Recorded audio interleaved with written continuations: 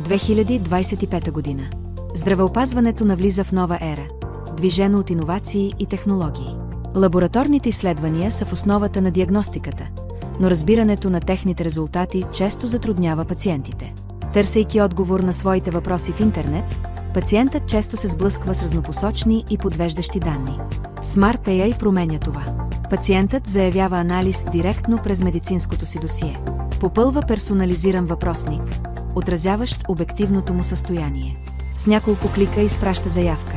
Smart AI обработва информацията и изпраща персонализиран коментар на имейл. Без събиране на лични данни, обективен анализ, подчертаващ, че информацията е консултативна и не замества лекарската диагноза. Технологията вече е разработена за клинични изследвания, даваща отлични резултати и положителни отзиви от лекарите и техните пациенти. Разработката за микробиология и цитология е в ход, което ще разшири възможностите на Smart AI.